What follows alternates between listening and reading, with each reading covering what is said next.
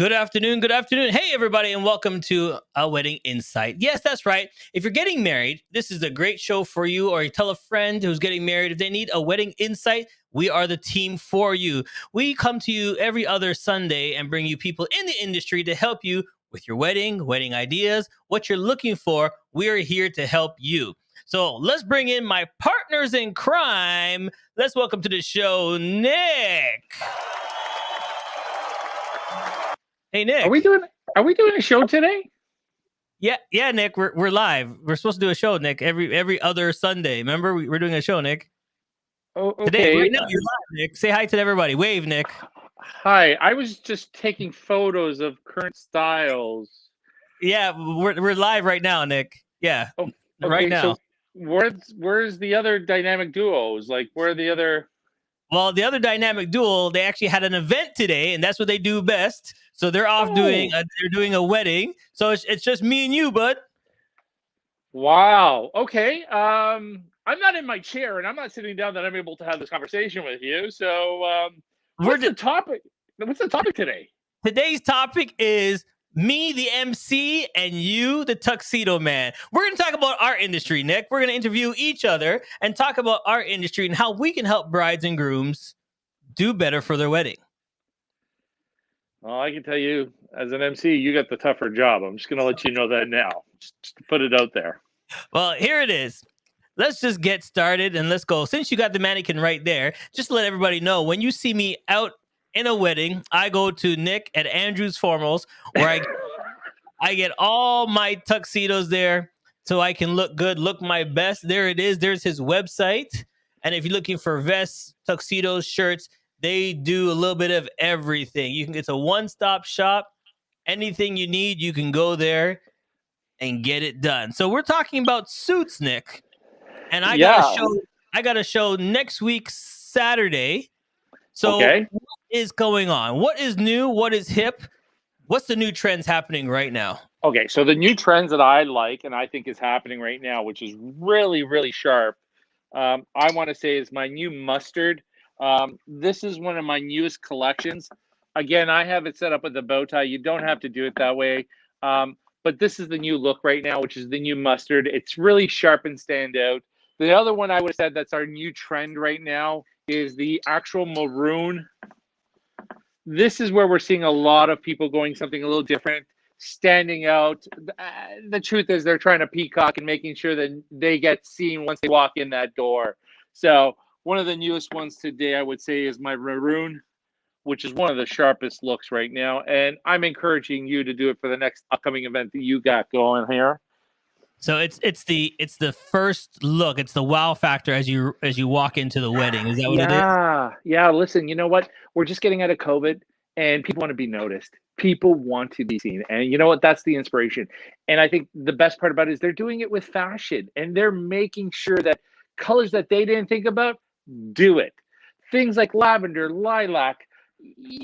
I'm telling you now, people are going to be more daring and brazen with the actual colors themselves. So you're going to see a big collage of colors right now. Maroon is one of the biggest ones right now. We're starting to see a little bit of the blush.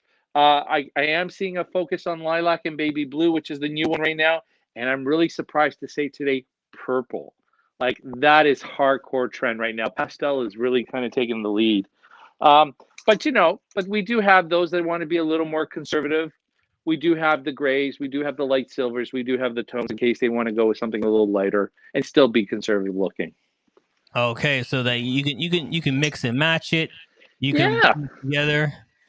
Because I always wanted to know, man, if people are mixing and matching their tuxedos, how to mix and match it properly. You know what? I would say today, which is really surprising, and what I want to I kind of point out is people are realizing that the focus I always encourage is the groom.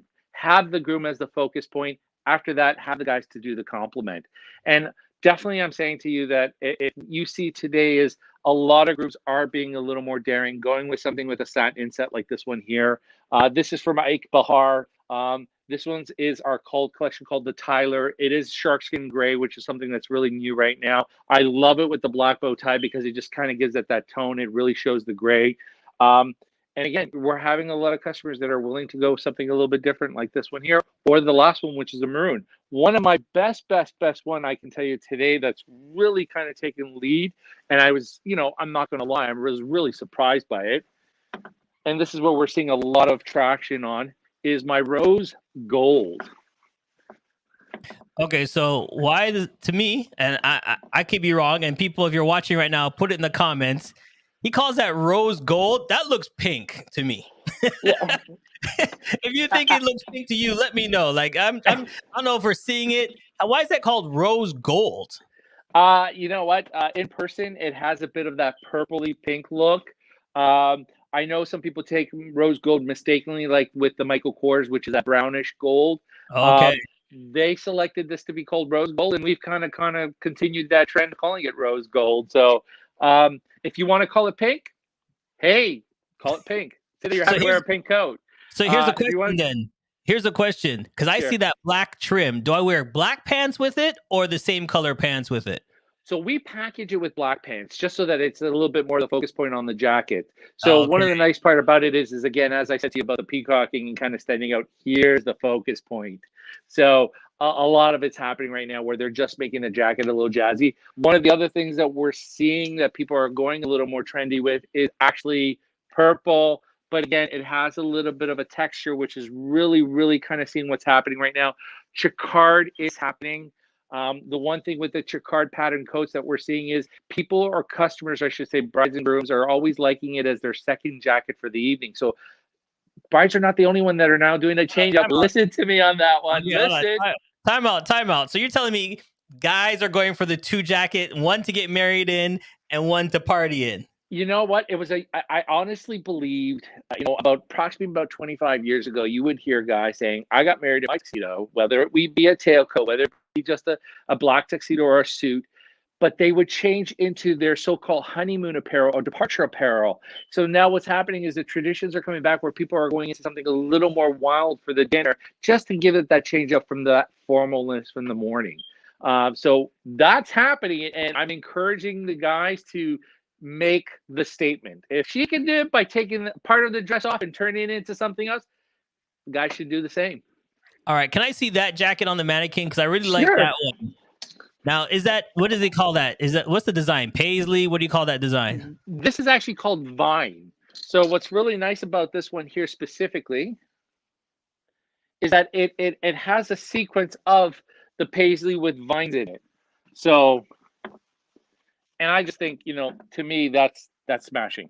Now, what's really smashing with this coat is you don't have to wear this with black pants. This is great because you're seeing it with navy blue pants to just kind of give it that change up. Let me just grab a sample of it right here. You're seeing it as a change up to really kind of make that pop and making that navy blue complement the blue in the jacket. Oh, okay. I see it there. So, that's something we're seeing today. Now, Charles, I know you have an upcoming event. Is this something that you may fashion, or should I say peacock, in that night and just kind of make sure you're strutting it? Well, you know what it is. I'm co-MC with our good friend Matthew Beauchamp. From so I'm co-MCing with him, and it's just I want to be something. You're out for the first time for COVID, and you're doing something new. Sometimes you want to look different and make a statement. Well, I definitely say the jacquard pattern is the way to go. I definitely suggest doing something with a little more of a color like the burgundy, or even, and here's the other statement I'm going to put in there to really kind of make it. So we see that you got the red here. Yeah. And then I think I wore the green last time. Yeah, the green paisley. But there's also this new one that we're doing right now, which is called the emerald green. Okay. And we're doing this now with the black lapel with the black bow tie. And again, worn with a vest, without a vest. And what's really beautiful about this one is it's that subtle, clean green, and it's away from the traditional black or charcoal gray. All right. So what is the ultimate? Do you wear the bow tie? Does it have to be a bow tie, or can you do a tie? Like, what can you stand out with? Listen, I've kept the bow tie on there because I think this is a bow tie year. This is what a true tuxedo is with a bow tie. There's nothing better than a bow tie, and it's away from the bow tie year. This is what a true tuxedo is with a bow tie. There's nothing better than a bow tie, and it's away. So I don't know. Listen, I think if you do tie, it's just going to be a little more casual. I don't think it'll be as formal, but a bow tie, I think, is just going to stay formal. Okay, hold on. All right, so we got some comments coming in. All right, that's sharp, and I do believe that is absolutely sharp. Now, here's a question. Now, how do you switch it? Because now I don't see vests anymore. Are we still using vests? Very much so. I think the new traditions of vests are what's coming back is double-breasted, but with a scoop pattern. And we're also doing single-breasted with a scoop pattern. So what's happening is when you do the vest, you're seeing very little to no vest. But what's nice about it is when you leave the jacket unbuttoned, there's still something there. But that being said, what is coming back, which I'm proud, is to say is what you're going to be seeing is, Charles, what do you think that is? It's a cummerbund. That's right. It is coming back, and people are liking it because it just adds that little more cleanness to the actual formal look. It's getting rid of any of the buckles or shines or tacks that are at the bottom where the pants are. Now, let's be honest. Is the cummerbund for the COVID belly? Well, for someone like me that has a little bit of a post there, I would definitely say it helps with keeping it in a little bit. And I will tell you, it's a great crumb catcher. So if you're eating and got little crumbs in there, or if you're going to the theater and you're wearing your tuxedo and you need to put your ticket somewhere, it's a great place to put your tickets. Some people call it the quarter bun, where they actually have their little quarters when the arcades are great. But cummerbunds are coming back, and I can tell you that's something that you will see moving forward as just keeping it clean. All right, so here's the thing: the trends are changing, and then my wife, she's looking at the basketball players, how they're having slim foot legs, but the pants is not going all the way down to the shoe. Okay, so that's torpedoing. So basically, the pants are torpedoing at the bottom, which is really sharp. But I want to say it's casual, not formal. And a lot of people are also looking at them. They're saying they're short. There's two different types of short. There's short above the ankle, where you're just seeing a little bit of the ankle, a little bit of skin. And then there's some that are going really daring, and they're doing it almost like capri style, which is just above the ankle, really tight. That's what she's saying. She's like, why is his pants so short? And I'm like, Dave, that's the style. They want to see the shoes. Yeah, well, I don't know if it's about seeing the shoes. I think they're just trying to make it look like, it's a little more narrow to the bottom. So, I'm not a fashion person. I can say that I've studied fashion, and it's back from this era and this era.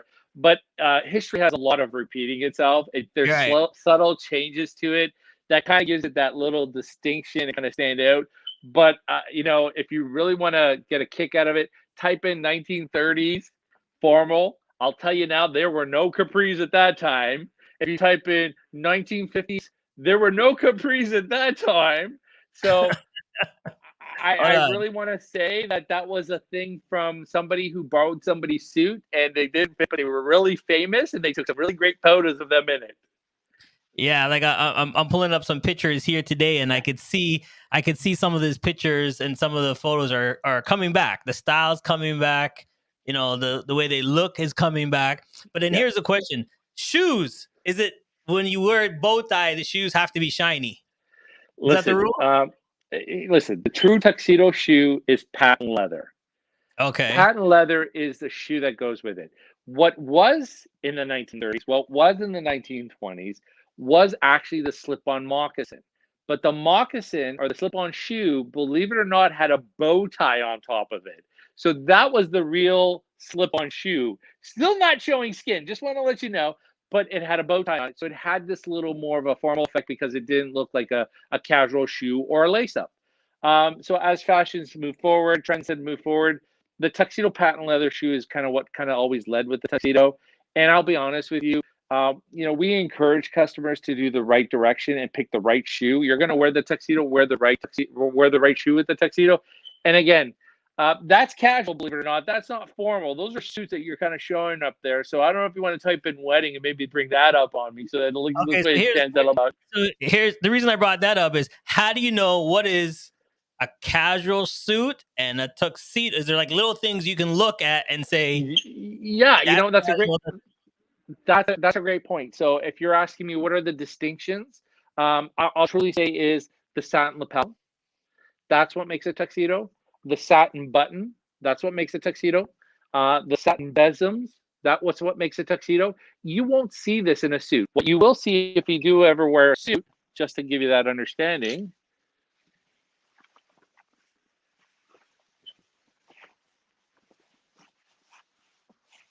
if self-facing, which means that the lapel matches the jacket. And that is what the distinction is between a suit and a tuxedo. And again, I'm not sure if the camera's up or you can see it well. You're already seeing there's a bit of a sheen here, and this kind of jumps out a little more, other than that it's green. But the self-facing is what makes a difference between the suit. Another thing that makes suits is sometimes those suits will have either a flap or it could be a besom, but again, it's matching to the jacket itself. So a suit is a matching to match. See, that's the part that I always look at because I know you taught me that I always look at the pocket and I always look at the person's collar to see if it's shiny, if it that has the gloss, does it match the suit or does it stand out, right? And then I always look at the back, is it the back of it to tell me, I'm looking, is it tailored fitted? Is it how can you tell if it's tailor fitted and all that stuff? I kind of got these tips from you. Yeah, and again, there are people that say, well, what's the difference? There are some options where you either have the satin inset, which means the satin's inside the middle with a little bit of a besom or trim matching to the jacket, or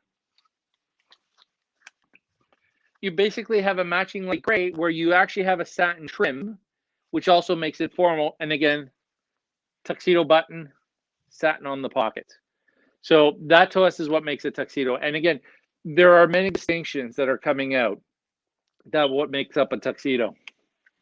All right, so here it is. Yes. How can you mix and match? Okay, so I got like 4 different suits, and I'm always afraid to mix and match the suits because I figured a suit should be top to bottom.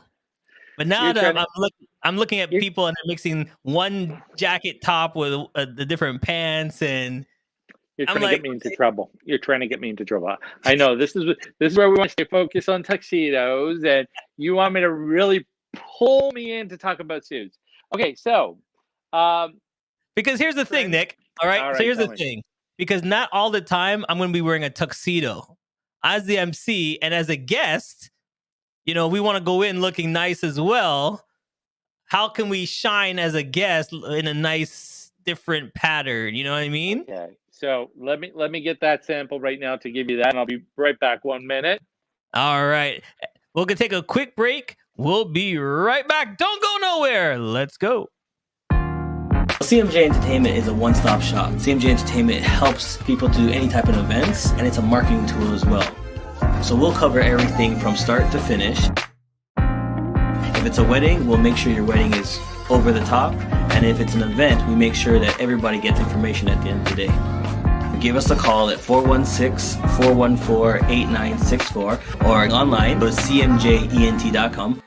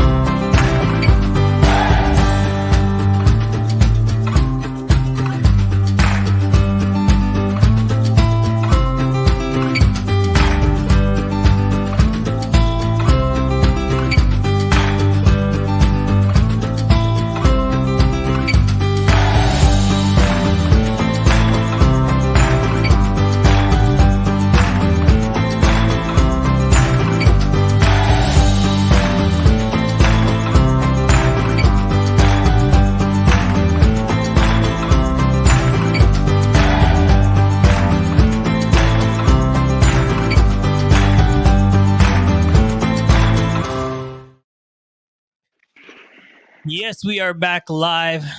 CMJ Entertainment, Nick Lampy Andrews Formals, and our partners in crime. You saw them right there. If you're looking for DJ systems and they are the best in the game, you can see them right there. They're off. They're not with us today. They're actually doing an event. So they're out there doing what they do best. Now, Nick. Yes, you gave me the challenge, and you asked. I want to understand how to intertwine my looks, is what you kind of said to me. So, Right. staple three pieces that every man should have in his closet: navy blue, Okay. charcoal gray, classic black.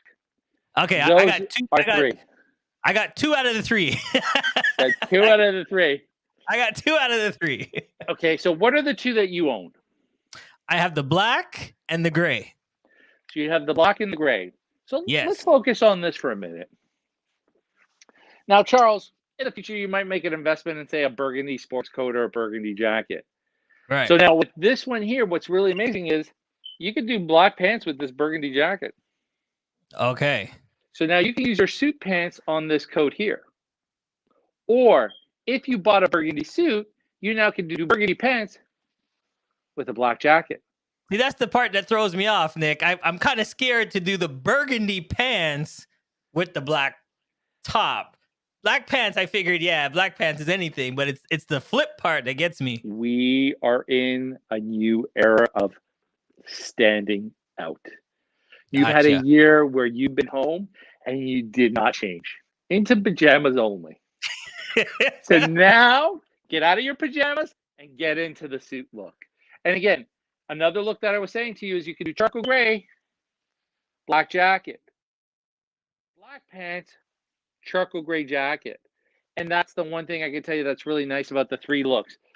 If you do invest into a navy blue, you can do navy blue with charcoal gray jacket. So basically, if you have those 3 jackets, let me rephrase. If you have those 3 suits or those 3 colors, you have a multiple of like 2, 4, 6, 8, 2, 4, 6, switch it, 2, 4, 6, that's 12, and 2, 4, 6. So you have about 18 different looks. Yes, and the nice part about it is that you have that capability of actually saying, well, what happens if I have a pair of brown pants? Well, you can do your brown pants, charcoal gray jacket. You right, because I can keep mixing the pants and the tops for each one and a different shirt, and then the tie or the bow tie will throw it off again, so it looks like a different thing over and over again. Or if you're really wanting to, you don't have to do a tie or bow tie. You just do open collar, but you have a nice blazer that gives it that little bit more formal look. I do encourage one thing. Let me step in on this one. Mm-hmm. I do encourage that if anybody ever attends a wedding or any special occasion, a tie is a must. A tie is a must. A tie is a must. If you're going somewhere you want to be formal, a tie is a must. Anything open collar, I think, is too casual. You're just kind of telling the person that you're going there as the guest that you just didn't really care to be there, and your tie is just loose and casual. So a tie is a must because it adds that elegance and formality and level of respect to the people that you're visiting. All right, so here's a question coming up. Ready? Yeah. Can the groom wear a tuxedo and the groom's men wear suits? That is a question I don't like answering. And I'll tell you why I don't like answering it. As a tuxedo owner, there's a food chain. And in the food chain, there's the person or the king of the animal kingdom, and they're the top, and then there's all these other ones. It's the same for suits and tuxedos. There's nothing better than a tux. So if you're wearing a tux and a suit's below it, what do? You're going to put yourself in a suit and put the guys in a tux? Isn't that now reversing it? So here's the thing. Regardless, I agree with you. Regardless, I think if you're going to do it, the groom has to be in the tux. That's it. And I can tell you now. If you want to put your groomsmen in a suit, that's fine. But you, as the main feature, you got to be in the tux. And here's the thing. We know that COVID's coming out. People are saying, I'm being cautious. I don't want to put an obligation on my guys. I really don't want to. Ask the bride if she's okay for anybody to pull out their best dress to show up at their wedding day with that. Yeah, I get it. So if the bride says, "No, I'm good," they can wear whatever they have in the closet. Then the guy should do the same and say, "Hey, he's going to wear whatever his best suit is." But again, As long as it if matches, that's the though. feeling, well, listen. Now we're getting into that. There's no. Okay, hold on, hold I on. don't care. I don't care what I'm talking. anybody Listen, says. I'm talking as the MC. If you're gonna allow your groomsmen to say, you know something, I just want you in there. If you have a black suit, okay, blah blah blah blah. They all got to match though. They can't be all different wiggy waggy. They all gotta have. They all gotta match a black suit. But Charles, how many guests go to a wedding? Let's be honest, 50 to Mhm. 100. I don't know anybody in the wedding party. I just know the bride or I know the groom. I come in. There are the distinctions that will always encourage that says this is how you distinguish your wedding party, you as the groom, from anybody who's coming in their best suit and their best dress. Right. So now everybody's there. How are you distinguishing the party? And that's the one thing I can say as specialists, we would then go through that. We would explain it to them, and we would find those distinctions, whether it be in the tie, whether it be in pocket squares, whether it be that they're in the three-piece suit. So, we want to encourage people to think about that particular, because again, your money's not only spent on the event, but it's spent on videography and photography. And those are captured moments. And you want to make sure that says, wow, I didn't really think that looked like that when I asked them to do that or wear that.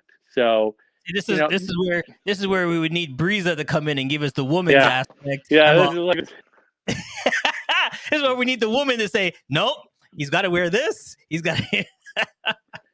so All right. I got to step away on something here, Charles, and I want to be honest with you on this. You're the MC and you've done a lot of MC events. Yep. How long have you been doing it? Truthfully. So I've been doing MC work professionally for over 35 years.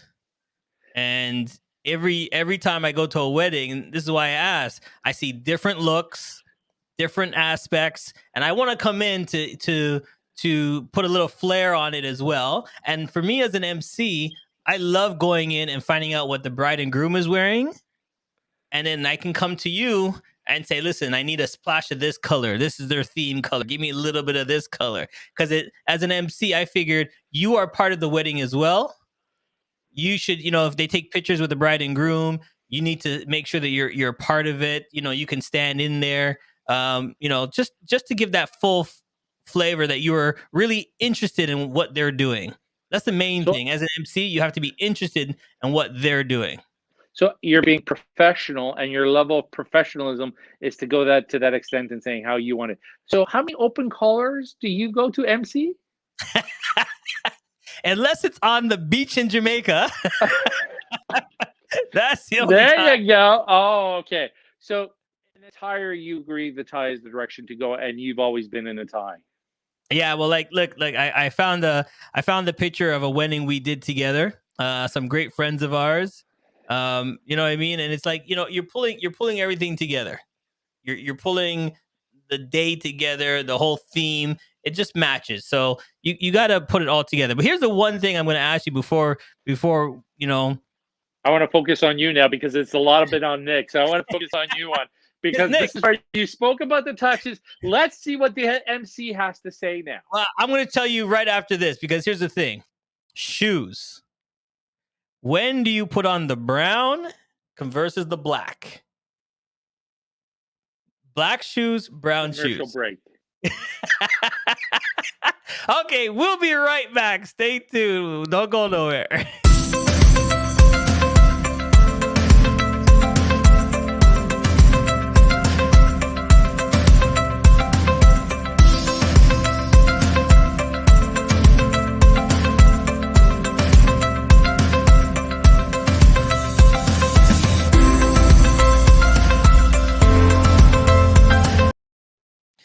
All right, we are back live. And Nick, the question was before you go, I got shoes and I don't know. Sometimes do I wear the full black? Do I go for the brown? What I gotta wear, buddy?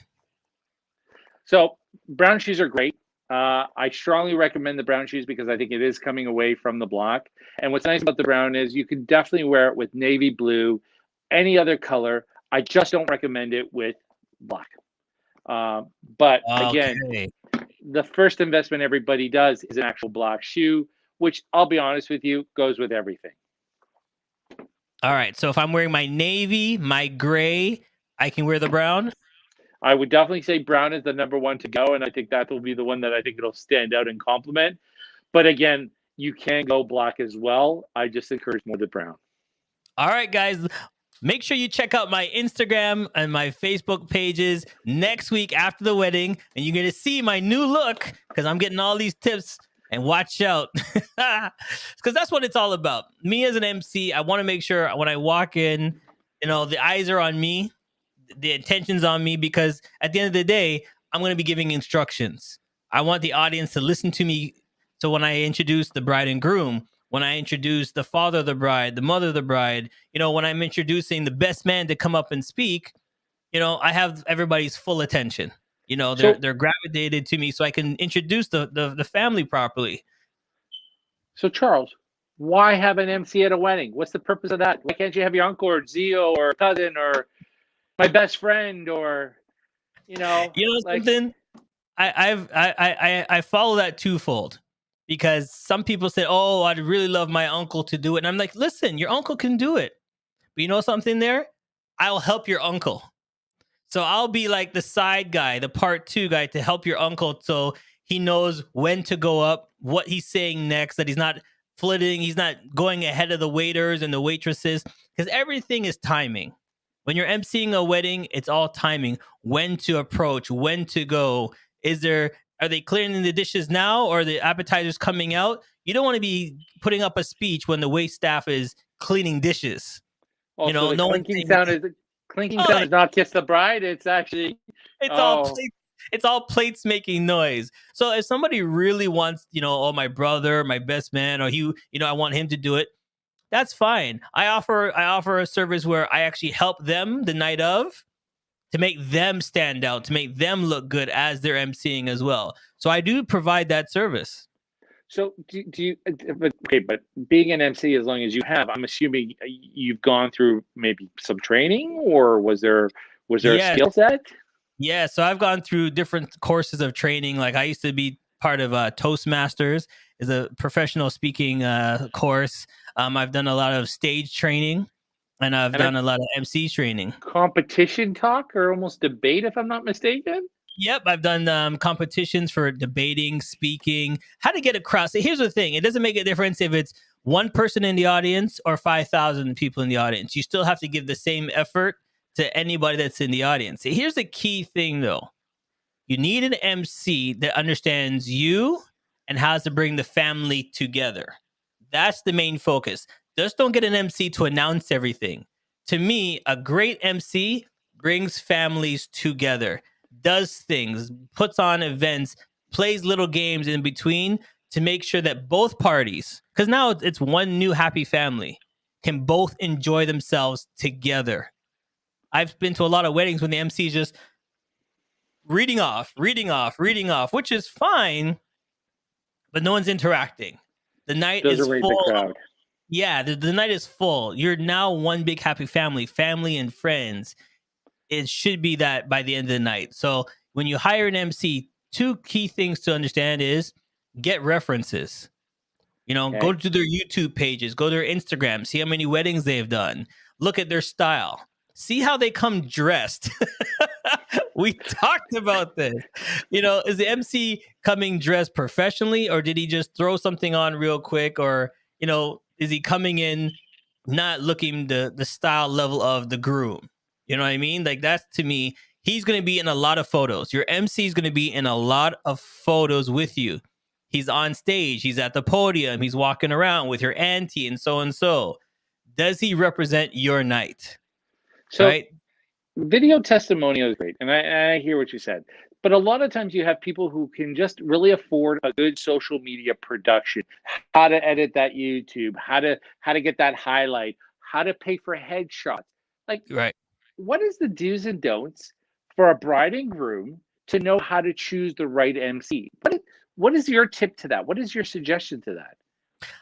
They can call the last bride. So I've done weddings when someone says, "Oh, how was it?" And I said, here's the number of my last bride. Find out from them how we did, right? Ask them questions. And I always ask my bride at the end of the night, how did I do? I'd love for a testimony from you. Can you tell a friend, how did I do? And they're sending out messages to everybody else, how I did. Because remember, the best thing you can do is get a testimonial straight from the bride and groom. So do you find that your leads or referrals of your bookings are coming from past events or people in that wedding that you were there? Or, what are you doing to drive, new business since we're out of COVID now? Well, the main thing is like this. When you're at a wedding, you do the best you can. I always get 95% of my jobs from people at the actual wedding or actually at the event because they see what I can do. They like the professionalism. Here's the other thing too. Look at the MC throughout the night. Are they going to the bar? Are they going for drinks as well? How late are they staying? Did they just do the MC work and bounce? Are they, helping out with the bride and groom? These are all things that I strongly recommend. We're not just the MCs. We have a list of what's going on. And my job to me is also as an MC, but you're also sort of a planner to make sure everything goes smoothly. Help out the groom. You know what I mean? Like, I guess it's because of the training that I've got from you. I see the groom going. Oh, I see the groom going up to take a picture, and I'm stopping the groom. He's like, "What's wrong?" I'm like, "Oh, your tie's off. Let me just fix your collar." And you're and I'm straightening him out. And these little things is what the grooms love. They're like, "Hey, thank you. You didn't have to do that." I'm like, "Nope. There you go. You look beautiful. You're gonna look great in your picture." It's the little things that make the night over. Having a voice is one thing, but doing the little touches is going to bring you over the top. but Charles, do I have to book you through your DJ services, or is it just book you and you work with a DJ service, or do you have preferred DJ services? I do have preferred DJ services, people that I've worked with for years, because we have a timing. After you work with somebody, they know what I'm thinking. So if I say certain words, they're getting that record ready. If I say certain cues, they're getting little sound effects ready. But I can work with any DJ that you have. And the main thing is you come to me directly to book me. And the reason why I want you to do that is as you're booking me, I'm getting to know you better. I'm getting to know your culture, your family. I want to know how many brothers and sisters you have, aunts and uncles, who's flying in from out of town. Because then at the end of the day, I'm using that. I'm using the information that you're giving me to make the night 10 times better. I'm going to find out your boss is coming? What is your boss like? Oh, really? Okay, so during the night, I'm calling out the boss. And the boss is like, whoa, how did he know that? Like, this is the little things to make the wedding top notch. So you just tipped up, you had something that I was going to ask you with another question. Ethnicity. So, like, what do you mean by that? Like, you can do any? I do all cultures. I've done everything from top to bottom. It's to be honest with you, the first time they asked me to do it, I'm like, you're asking me? Like, yeah, we love your energy. I'm like, but I don't speak your language. You're like, no, don't worry about it. We can translate. We just love how you professional and how you get the crowd moving and everything. So I've done every culture. You just have to learn little things, little sayings that will be great. And I work with everybody. You work with a DJ just to get it over the top. But at the end of the day, people just want somebody to help them flow the event, make it great. So at the end of the day, families are laughing, pictures, speeches went well. That's the main focus. And that's one thing I got to credit you about is that I think you bring an energy level that, the day can be very stressful, the day can be very damper, but you just have a way of just bringing in that energy of changing things and bringing the sunlight that way. There's a cloud, it looks like it's going to rain. You have that capability, and I applaud you for that. I think that's the most amazing part of that what you do. And my other difficult question is, where do you get this energy from? At the end of the day, and I think if Jimmy was here, he would say the same thing. The energy comes from who you invite to your wedding. So Right. we look at your audience, we look at your crowd, we look at your coworkers. If it's a certain type of event, we look how they're acting, then we know, okay, how we should act on the mic. We have your family and friends, and they're all giddy and happy. We know how we can go in and joke around. We look at great grandma. Great grandma's so happy and smiling. So we talk to her, get some information, and that's how we bring everything together from start to finish. So if you're looking for MCs, these are little key hints. Look for, ask them how they do things, how do they prepare. Look at their list, their questions on their resume that they're asking you for information. Because I don't just ask questions about the wedding. I got a 3-page form that people fill out, and they're like, "Why do you need all this information?" And I go, "Because it's me and you that night. I need to know you." So you make me do an essay before the night of my wedding? We got you an essay, buddy. So this is your way of actually having a real connection with brides and grooms up to the actual day. That's correct. So it's all about, it's the connection, the same connection that a groom goes in and a bride goes in and says, "Yeah, I'm saying yes to the dress." A bride and groom have to say yes to the MC, my friend. That's a well said.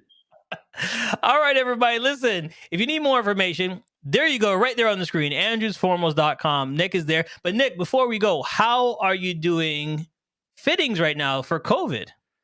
Well, it's funny because I was taking that picture as we went live. I'm not going to lie. I was a little surprised. But what I just did with you right now is one of the best ways we're connecting with brides and grooms that want to see styles, combinations, and collections. And we actually put that together and we asked them for their inspirations. We asked them to give us ideas so that we can aspire to meet their inspirations and put that together.